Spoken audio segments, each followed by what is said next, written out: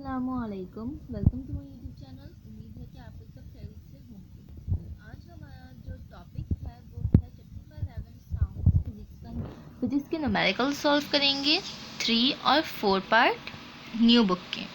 तो numerical number 3 में क्या कहा है कि a ship uses ultrasonic pulses, की एक शिप है उसने अल्ट्रासोनिक पल्सेस यूज़ की हैं to measure the deepness of the submarine. Submarine की डीपनेस को मेजर करने के लिए शिप ने अल्ट्रासोनिक वेव्स यूज़ की हैं। A sound pulsing is transmitted into the sea. जो साउंड की जो पल्सेस हैं वो सी के अंदर डाली गई हैं and the echo from the sea bed is received after 40 metre. और जो सी बेड के इको का मतलब जो सी बेड से जो वापस हमारे पास जो साउंड रिसीव हुआ है आया है वो 40 मीटर के फासले से आया है। The speed of sound is seawater is 1480 metre per second. जो साउंड की स्पीड थी सी वाटर के अंदर वो थी 1480 metre per second. Calculate the deepness of the submarine. हमने सबमरीन की डीपनेस को कैलकुलेट करना है। ठीक है, डेटा बना लेते हैं।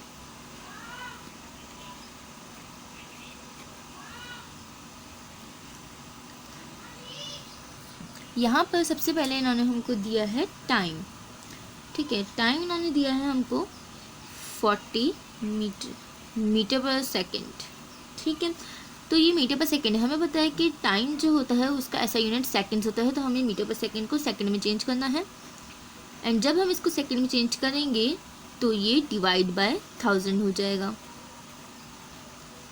जब ये डिवाइड बाय 1000 हो जाएगा यानी जब हम इसको 1000 से डिवाइड करेंगे तो इसका आंसर आएगा 0.04 सेकेंड्स। ओके, देन हमें वेलोसिटी दी गई है। Velocity is equals to 1480 metre per second, जो कि आप यहाँ देख सकते हैं। इन्होंने हमको वेलोसिटी दी है, स्पीड ऑफ साउंड यानी वेलोसिटी। ओके, एंड हमको डिस्टेंस जो है वो फाइंड आउट करना है। यहाँ पे इन्होंने लिखा है calculate the deepness of the submarine. Deepness यानी उसका डिस्टेंस हमने देखना है, तो सॉल्यूशन में लिख लेते हैं।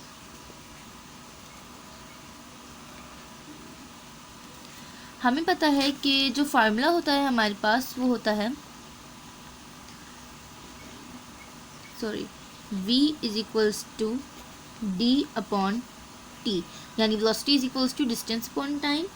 जब हम d बाहर निकालेंगे तो ये हो जाएगा d is equals to v multiply by t. मैंने इसको ऐसे ही लिख दिया है। जब हम इसकी वैल्यूज़ पुट करेंगे इसके बाद v is equals to 1480 v की वैल्यू थी एंड t की हमारे पास थी 0.04। जब हम इसको मल्टीप्लाई करेंगे तो हमारे पास आंसर आएगा 59.20 मीटर। आगे का सॉल्व मैं यहाँ कर लेती हूँ लाइन ड्रॉ करके। यहाँ पर इन्होंने बोला है कि इन 40 मीटर पर सेकेंड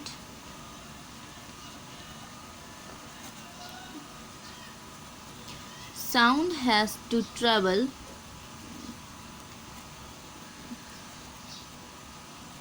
ट्वाइस। क्योंकि मीटर पर सेकेंड था ना, हमने तो उसको सेकेंड्स में करना चेंज, इस वजह से साउंड जो है वो ट्वाइस 2 मरतबा जो है उसने डिस्टेंस जो है ट्रेवल किया। एक दफ़ा नीचे गया, एक दफ़ा ऊपर आया। ठीक है, ट्रेवल द डिस्टेंस।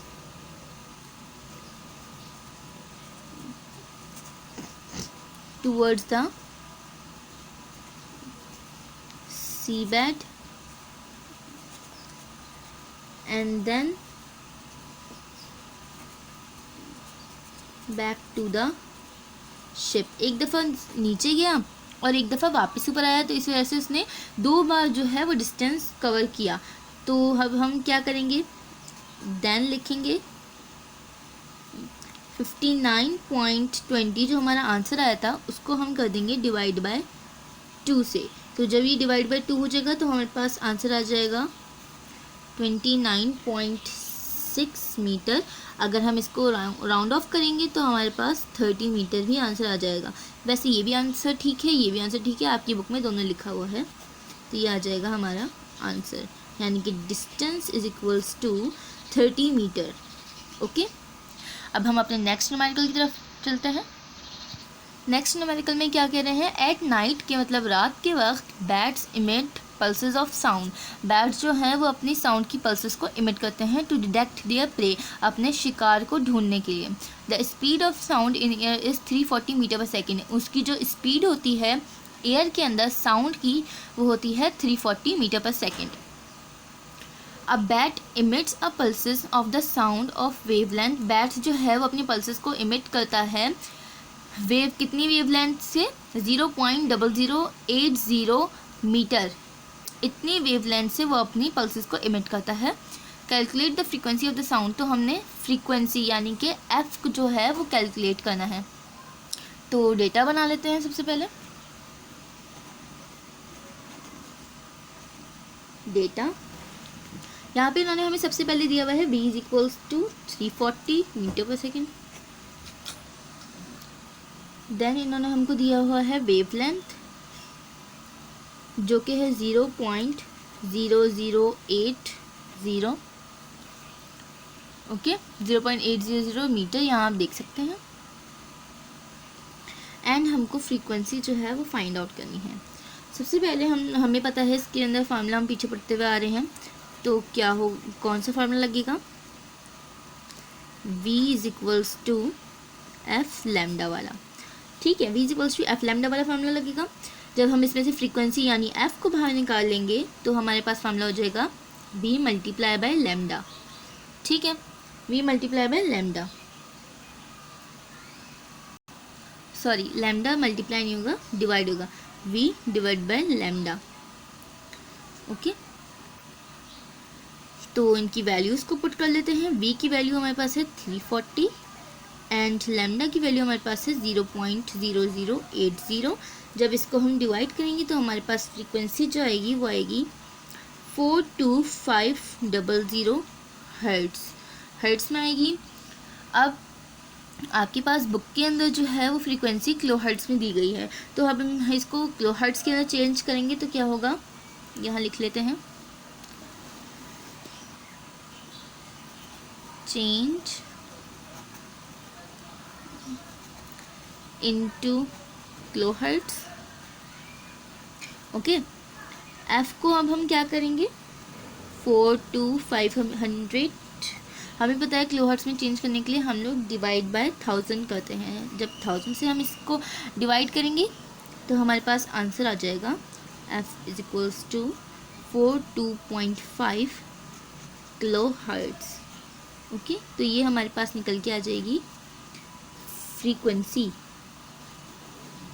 जो कि हमारा आंसर है क्वेश्चन नंबर 4 के पार्ट 1 का। असल में क्वेश्चन नंबर 4 के 3 पार्ट्स हैं, ये पार्ट 1 है। अब हम चलते हैं पार्ट 2 की तरफ। अच्छा जी, तो जो थर्ड क्वेश्चन है उसमें क्या, सॉरी सेकंड क्वेश्चन का सेकंड पार्ट जो है उसमें क्या बोल रहे हैं, the pulse of sound hits its prey. जो बैट की जो साउंड निकली थी उसने अपने शिकार को हिट किया and is reflected in the bat, और वो जो है वापस रिफ्लेक्ट हो गई बैट के पास। The bat receives the pulse of sound 0.10 second after it is emitted. जो बैट है उसने उसकी साउंड को जब रिसीव किया वो 0.10 सेकेंड्स के बाद रिसीव किया उसने। Calculate the distance travelled by the pulse, तो हमें उसके डिस्टेंस को कैलकुलेट करना है of sound during this time, इस टाइम के दरमियान जो डिस्टेंस साउंड ने ट्रैवल किया उसकी डिस्टेंस को हमने कैलकुलेट करना है। डेटा बना लेते हैं सबसे पहले। डेटा में क्या कह रहे हैं ये कि हमारे पास जो वेलोसिटी है वो इन्होंने दी हुई है हमको 340 metre per second, okay, and time इन्होंने दिया हुआ है हमको 0.10 सेकेंड्स। हमने फाइंड आउट करना है इसके डिस्टेंस को, ठीक है, क्योंकि इन्होंने हमको डिस्टेंस फाइंड आउट करने के लिए दिया है। सॉल्यूशन लिख लेते हैं। हमें पता है कि हमारे पास फार्मूला है v is equals to D upon T, मतलब velocity is equals to distance upon time. जब हम डिस्टेंस बाहर निकालेंगे तो हमारे पास हो जाएगा v मल्टीप्लाई बाय टी। ठीक है, इसकी वैल्यूज़ को जब हम पुट करेंगे तो v की वैल्यू हमारे पास 340 है एंड t की वैल्यू हमारे पास 0.10 है। जब हम इसको मल्टीप्लाई करेंगे कैलकुलेटर के अंदर तो हमारे पास आंसर आ जाएगा 34 मीटर। ओके, 34 मीटर हमारे पास इसका आंसर आ जाएगा। उसके बाद हमें साउंड जो है वो 2 बार ट्रैवल हुआ है यहाँ पे, क्योंकि एक बार बैट के पास आया और एक बार बैट के पास से गया, मतलब जो बैट का जो शिकार है उसके पास से आया बैट की तरफ और बैट के पास से गया, तो 2 बार हुआ है। तो हम यहाँ लिख लेंगे साउंड ट्रैवल ट्वाइस, मतलब साउंड ने 2 बार ट्रैवल किया, तो ये हो गया देन हम लिख लेंगे 34 को हम डिवाइड कर देंगे 2 से, तो जब 34 डिवाइड होगा 2 से तो हमारे पास डिस्टेंस आ जाएगा 17 मीटर। ठीक है, और ये हमारा आंसर है।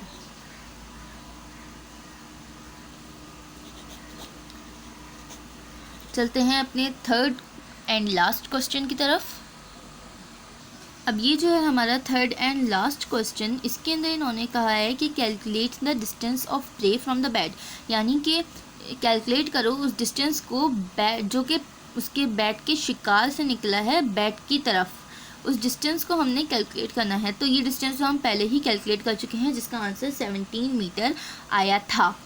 ठीक है, इसको तो हमने पहले ही कैलकुलेट कर लिया, और यहाँ पे इन्होंने कुछ दिया हुआ भी नहीं है कि भाई टाइम चेंज हो तो हम दोबारा कैलकुलेट करें, अगर वेलोसिटी चेंज हो तो फिर बनता है कि हाँ भाई हम दोबारा कैलकुलेट करें, लेकिन कुछ भी नहीं दिया, मतलब सारी चीज़ें वही हैं, तो फिर वो हम कैलकुलेट कर चुके हैं।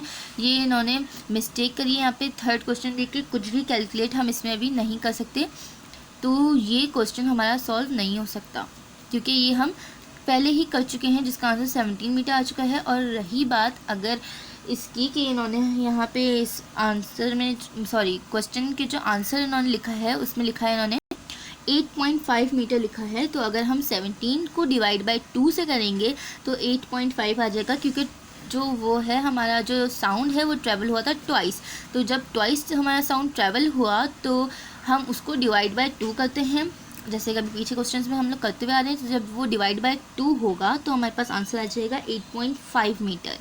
तो वो तो हम पहले ही कर चुके हैं, इसमें अब हम दोबारा नहीं कर सकते, तो अब हम इसको सॉल्व नहीं करेंगे। ठीक है, उम्मीद करती हूँ आपको मेरी आज की वीडियो समझ में आ गई होगी। अगर वीडियो अच्छी लगी तो उसे लाइक, मेरे चैनल को सब्सक्राइब करिएगा। ऐसी ही वीडियोस के लिए आगे भी इंशाल्लाह मैं न्यूमेरिकल्स की वीडियोस डालती रहूँगी। अगर पसंद आए तो मेरी वीडियो को लाइक करिएगा और बेल आइकन को भी प्रेस कर दीजिएगा। जब तक अब मिलते हैं नेक्स्ट वीडियो में, जब तक के लिए अल्लाह हाफ़िज़। अपना ख्याल रखिएगा, दुआ में भी याद रखिएगा। अल्लाह हाफ़िज़।